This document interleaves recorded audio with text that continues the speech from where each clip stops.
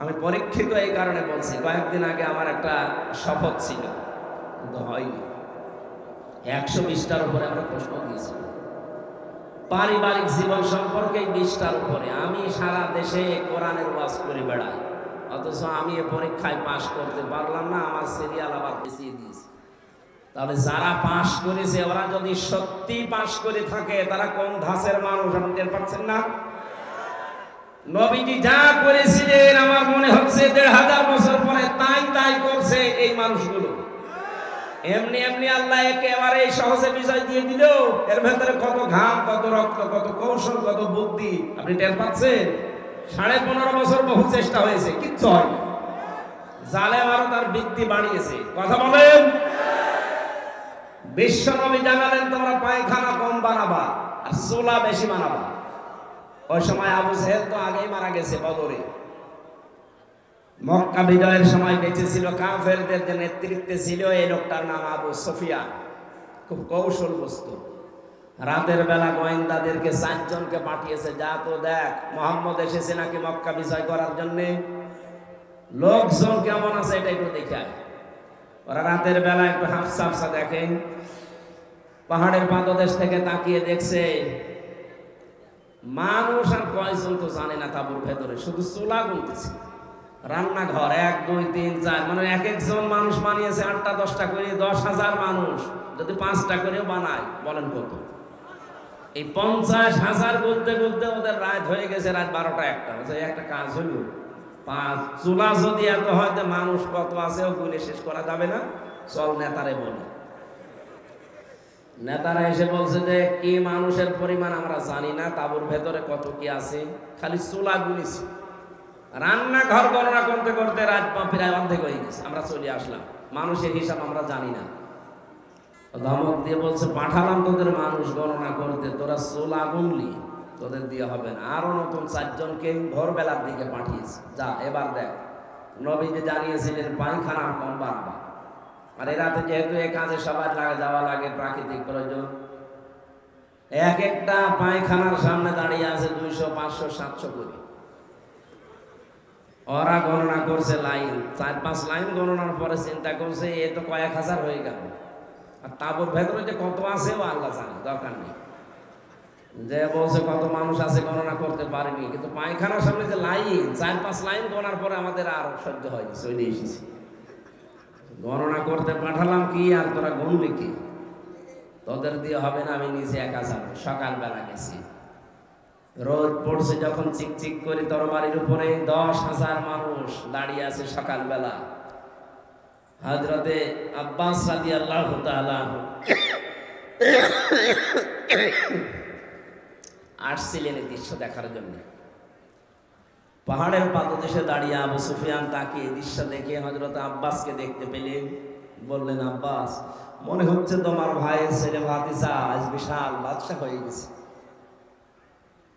তার মশান কি 10,000 তরবারি নিয়ে একা একা গিয়েছিল, অথচ আজকে এসেছে 10,000 মানুষ নিয়ে। হযরত আব্বাস ওই দিন বলেছিলেন, আবু সুফিয়ান তোমার চোখ তোমাকে ধোঁকা দিচ্ছে, ভালো করে চোখ মলন করে আবার একটু তাকিয়ে দেখো। এর নাম বাদশাহী না, এর নাম নবুয়ত। নবুয়তের শান আছে, এই জন্য তুমি এখনো দাঁড়িয়ে আছো। নবুয়ত যদি না হতো তাহলে তোমার মতো কাফের এই জায়গায় কল্লা নিয়ে বডির উপরে দাঁড়িয়ে থাকতে পারতি না। আগস্টের 5-এর পরে যারা ইসলাম বোঝেন না তারা কিন্তু উল্টাপাল্টা শুরু করেছিলেন, কিন্তু সত্যি যারা ইসলাম বোঝে 152 জনের ভেতরে 108 জন যারা, তাকান তো, তারাও ঠিক এইটাই কায়েম করেছে। তারা দেখিয়েছে, কিন্তু একটাকেও আঘাত করে না। শেষ পর্যন্ত একটা মুসলমান হয়ে গিয়েছিল। চিন্তা করেছেন কোথায়? শত্রুদের ঘরে আশ্রয় নিলে বলেছিলেন মাফ করে দিবা। এত বড় কঠোর এবং প্রকাশ্য শত্রু ছিল আবু সুফিয়ান। আমার তো মনে হচ্ছিল 5 তারিখের পর থেকে অন্য কিছু মনে হয় আমাদের দ্বারা হবে, কারণ আমার নিজেরও রাগ ছিল। 3টা বছর বিনা কারণে রাজা কষ্ট দিয়েছে আমারে। জেলখানা এমনি দিয়ে দিতেন, 3 বছর না 10 বছর রেখে দিতেন। তা আমার যে মামলায় তো মানে বাড়িতেও রাখা যায় না, জান্নাতে রাখা দরকার। আর আমার ওরা ফাঁসির কন্ডেম সেলের ভেতরে 24 ঘন্টা তালা লাগিয়ে আবার সিসি ক্যামেরা দিয়ে রাখে। যেন আমার সাথে কেউ যেন কথা না বলে।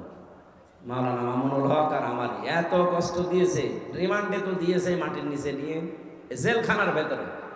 আর অধিকাংশ পড়তো আমাদের মালায়ন হিন্দু, দেবদাস, সুব্রত বালা, দেবদুলাল, আশিক কুমার, এর নামগুলো মুখস্থ হয়ে গেছে। 3 বছর এরাই ছিল আমার সামনে। মুসলমান দিত না, মনে করতো মুসলমান দিলে যদি ওর উপর একটু দয়া দেখায়, খাবার দাবারের যে অবস্থা মনে হতো কে যেন খাবারটা মাখিয়ে এরপরে দিয়েছে। অথচ উনি নিজেও আমার সাথে 4 দিন ছিলেন। ডাক্তার শফিকুর রহমান এই লোকটা ঘোষণাই দিয়ে দিলেন যে আমরা আমার নিজের পক্ষ থেকে যা অত্যাচারিত হয়েছি, আমার দলের পক্ষ থেকে সব আল্লাহর জন্য মাফ করে দিলাম। মনে হচ্ছে 1500 বছর আগে নবীজি নিজে মক্কায় দাঁড়িয়ে যেটা বলেছিলেন, লা তাসরিবা আলাইকুমুল ইয়াউম ইয়াগফিরুল্লাহু লাকুম, ঠিক সেই কথাটাই উনি বললেন। কোনো অভিযোগ নেই কারো উপরে, সব মাফ করে দিলাম। এই দৃশ্য দেখেই তো 15 থেকে 58 ভাগ এই কয়েকদিনের ভেতরে মানুষ সব ইসলামের দিকে আসতেছে, শুধু একটা দৃশ্যের কারণে। মানুষ লটপাট নিয়ে ব্যস্ত, মারামারি নিয়ে ব্যস্ত, আর উনি এই বুড়ো বয়সে 60, 62, 65 বছর বয়স ওনার, অথচ এই বয়সে সে ফেনীতে গিয়ে হাঁটু পানির ভেতরে, গলা পানির ভেতরে মানুষের খোঁজ নিচ্ছে। কই দেশে আর মানুষ নেই? আমরা আগস্টের 5 তারিখের আগের জরিপ দেখেছিলাম। আন্তর্জাতিক বিশ্ব নিয়ে আমি যতটুকু লেখাপড়া করেছি, যতটুকু জানি, 257টা রাষ্ট্র পৃথিবীতে এখন, জাতিসংঘের আন্ডারে 195টা। বিশ্বে বহু দেশে আল্লাহ আমার এই ছোট জীবনে আমাকে নিয়েছে। 100 জনের 15 জন মানুষ চাইতো আগস্টের 5 তারিখের আগে যে এই দেশে ইসলাম কায়েম হোক। মাত্র 1 মাস 16-17 দিনের ব্যবধানের গত 15 দিনের রিপোর্ট আমি বানাইনি, আল জাজিরা আন্তর্জাতিক একটা রিপোর্ট দিয়েছে। এই দেশের রক্ষণ করি আন্দাজে দেয়নি তারা, চিন্তা ভাবনা করে তারা দিয়েছে। 100 জনের 58 জন মানুষ এখন চাচ্ছে এই বাংলাদেশে আল্লাহর কোরআন কায়েম হোক। আর এটা কায়েম করার জন্য যিনি পালিয়েছে তার দ্বারা সম্ভব। এক কথা বলেন না কেন? সম্ভব যাদের জন্য, যাদের দ্বারা আপনি টের পাচ্ছেন না, যাদের দেখলে আল্লাহর কথা মনে হয়। এই লোকটার অ্যাক্টিভিটিস, এই লোকটার ইখলাস, এই লোকটার তাওয়াক্কুল, তার ইবাদত আমি নিজে দেখেছি। আমি এই বয়সে, আমার 33 বছর বয়স, 1-1.5 পারা দাঁড়িয়ে পড়তে গেলে আমার পায়ে ব্যথা হয়। আর উনি এক একটা সেজদায় 45 মিনিট 1 ঘন্টা সেজদায় পড়ে আছে। আমার বাবার চাইতেও বয়স বেশি। আমার বাবা, আমার কাউন্টার টেররিজমের সাথে যারা জড়িত ছিল, মনিরুল ইসলাম, আসাদুজ্জামান, ডিসি আব্দুল মান্নান, শেখ ইমরান, জাহিদ হাসান, আতিকুল ইসলাম, ভইয়া, 1 টাকাও যেন আল্লাহ ছাড় না দেয়, এমনকি আমার পক্ষ থেকে কোনো মাফ নেই। ওরা যেমন জানা শোনার পরও বিনা কারণে আমার 3 বছর আটক করে রেখেছে, আমরাও চাই এগুলো 3 বছর করে জেলে থাক। তাও এ ছেলে না, মাটির নিচে আয়না ঘর এখন আর আছে? আছে, ওটা জাদুঘর হিসাবে রাখা হবে। সমন্বয়কদের ভেতরে অন্যতম এখন উপদেষ্টা যিনি আসিফ মাহমুদ ভইয়া ঘোষণা দিয়েছে আয়না ঘর ভাঙা হবে না, ওইভাবে থাকবে। সারা বিশ্ব থেকে মানুষ যারা পর্যটক আসবে তারা যেন জানে যে এই দেশে একজন জালেম আছিল। ওই যে জালেম, কারো বলতে কোনো দ্বিধা আছে? জালেমকে কেউ যদি জালেম না বলে, সেও জালেম। এমনকি জেনে শুনে কেউ যদি জালেমের পক্ষ নেয়, নবীজি বলেন সে আমার উম্মত থেকে খারিজ হয়ে যায়। এবার আপনি কি করবেন? আপনার সিদ্ধান্ত। প্রকাশ্য যে লোকটা জুলুম করেছে, নিজের উপরে জুলুম করেছে, পরিবারের উপরে, সমাজের উপরে, জনগণের উপরে, জালেমদের কোনো ক্ষমা আমরা করলেও হবে না, কারণ আল্লাহ নিজে মামলা দেবে জালেমের বিরুদ্ধে।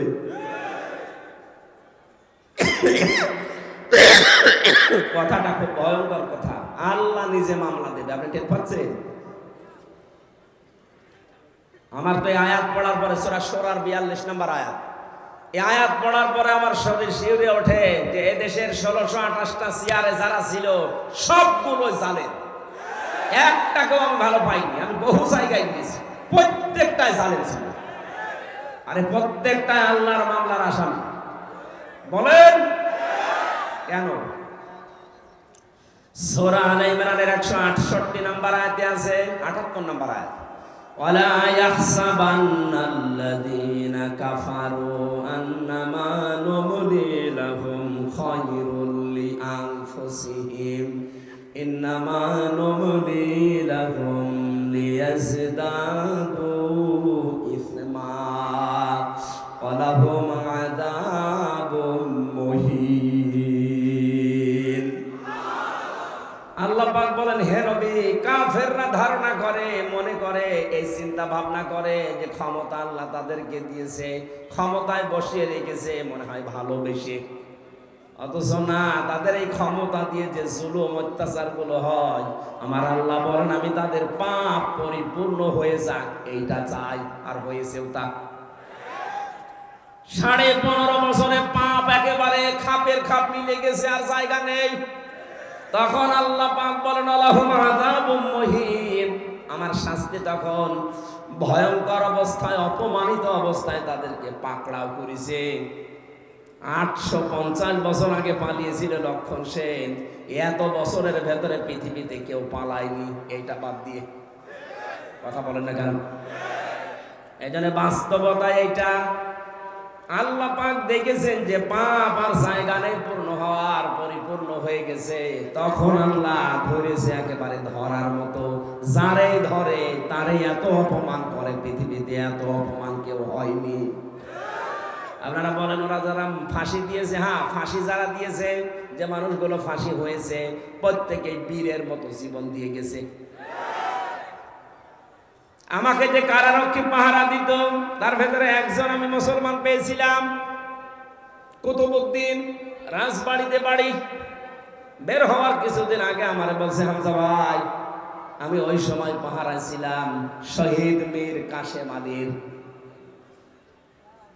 ওনাকে যেদিন ফাঁসি দেওয়া হবে সকাল রাত 10টা 1 মিনিটে, সন্ধ্যার সময় আমার ডিউটি শুরু হওয়ার পরে বললাম, স্যার আপনারা 3 ঘন্টা পরে ফাঁসি, আপনি প্রস্তুতি নেন। উনি আমারে বলছে, কারারক্ষী ভাই 3 ঘন্টা তো অনেক সময়, আপনি 2 ঘন্টা ঘুমালাম, আপনি আমারে ডাক দিয়ে 1 ঘন্টা আগে। আপনি আল্লাহর ওলি খুঁজে পান না? মাওলানা মামুনুল হক জেলখানায় আমার পাশের রুমে 3টা বছর মাঝে মাঝে এই কথা আমাকে জানাতো, হামজা ভাই এতদিন পর্যন্ত উল্টা পাল্টা ধারণা আমিও করেছি, এখন বাস্তবতা এসে দেখছি এদেশের সবচাইতে আল্লাহওয়ালা এবং ইমানদার মানুষ যাদের ফাঁসি দেওয়া হয়েছে জামাতের, তাদের যে ইমান কোন পর্যায়ে এটা মাপার ক্ষমতা আমারও নেই। আমিও মানুষ হিসাবে মাঝে মাঝে ধৈর্য হারা হয়ে যায়। কিন্তু কি শোনালো কারারক্ষী, 3 ঘন্টা পরে যার ফাঁসি, সে লোকটা বলছে আমি 2 ঘন্টা ঘুমালাম, আপনি আমারে ডাক দিয়েন। তার ঘুম আসে কি করে? আমরা ঘুমের বড়ি খেয়ে আমার ঘুম আসতো না, তাও তো আমার কোনো চিন্তা নেই। আর তার নিজের ছেলে ব্যারিস্টার আরমান গুম হয়ে আছে 8 বছর। তার স্ত্রী ওই সময় অসুস্থ, তার দলীয় লোকগুলো সব পালিয়ে পালিয়ে বেড়াচ্ছে, কেউ জেলখানায় ভর্তি আছে। বাংলাদেশের ভেতরে একটা ম্যাগনেট ছিল, 1000 লক্ষ মানুষের কর্মসংস্থান তৈরি করে দিয়েছে। সেই লোকটা মাত্র 3 ঘন্টা পরে ফাঁসি, বলছে আমি ঘুমালাম। দেখলাম ঠিক 2 ঘন্টা পরে ডাক দিলাম, উনি উঠলেন। গোসল করার পরে, ওযু করার পরে এসে নামাজ শেষ করে আমারে বলছে এবার চলেন। চলেন মানে আপনি যদি নিয়ে যেতে না পারেন তাহলে জল্লাদকে ডাক দেন, কারণ সময় আর বেশি নেই। মনে আছে শ্বশুর বাড়ি যাবে, তাড়াতাড়ি করছে। আমার ওই সময় আমাকে কারারক্ষী বলেছে, ভাই আমার তো মনে এখনো পর্যন্ত বিশ্বাস হয় না যেন ঘুমাইলো কি করে, ওনার এত চিন্তায় ঘুম আসলো কি করে।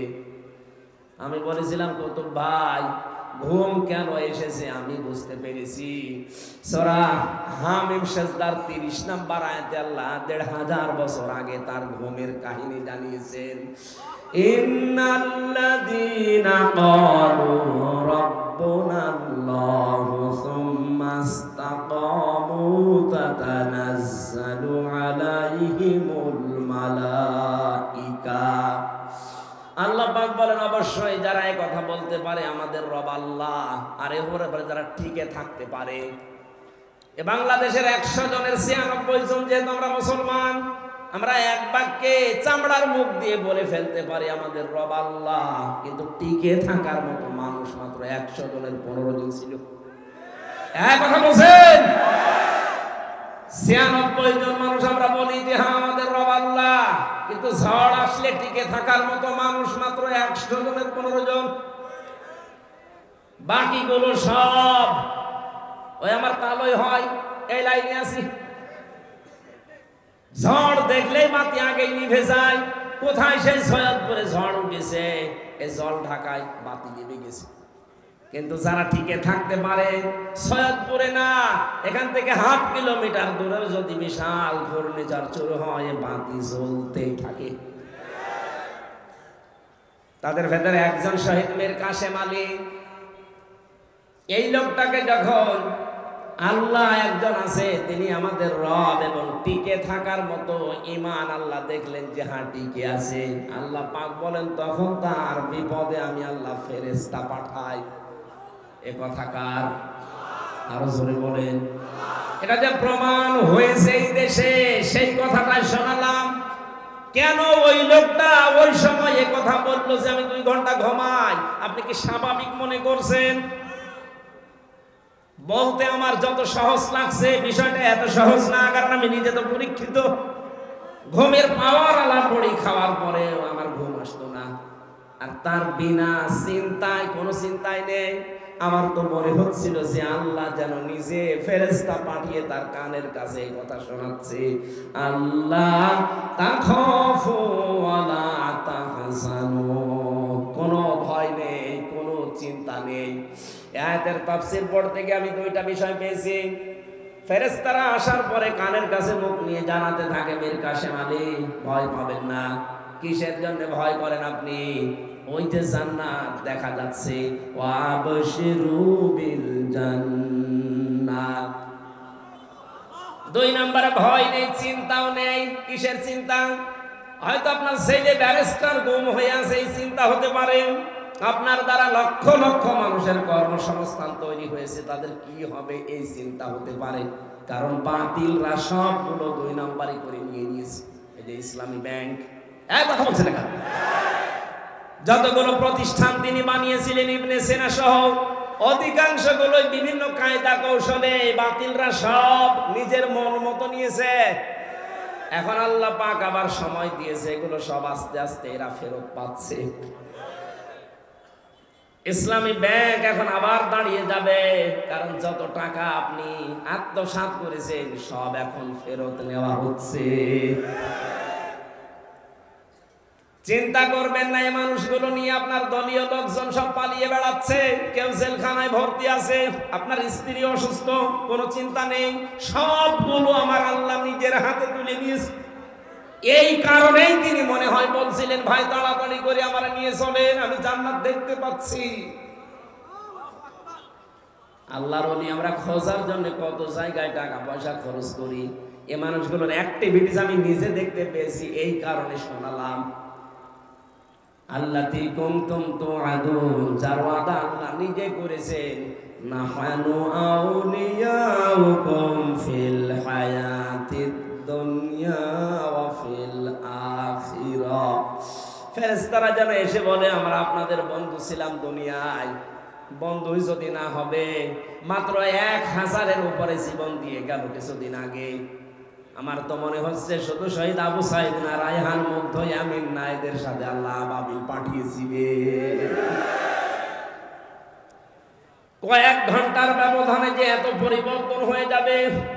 কুষ্টিয়াতে আমার সামনে 5 তারিখে 14 জন মারা গেছে, 1টার আগে। 1:30টার সময় যখন উনি পালাচ্ছে শুনলাম, কে যেন আমাকে জানিয়েছে। পরবর্তীতে শুনলাম যে ওর পরে আরো 2 জন মারা গেছে, 16 জন। ওই পর্যন্ত যারা গুলি চালিয়েছিলেন তাদের কোনো ক্ষমা নেই। তার ভেতরে একজন ছিল আমার বাড়ির নিচে, ওরে যদি জনগণ পায় কুষ্টিয়াতে পিটিয়ে মেরে ফেলবে। চ্যানেলটি সাবস্ক্রাইব করুন, বেল আইকনটি বেজে দিয়ে সাথেই থাকুন।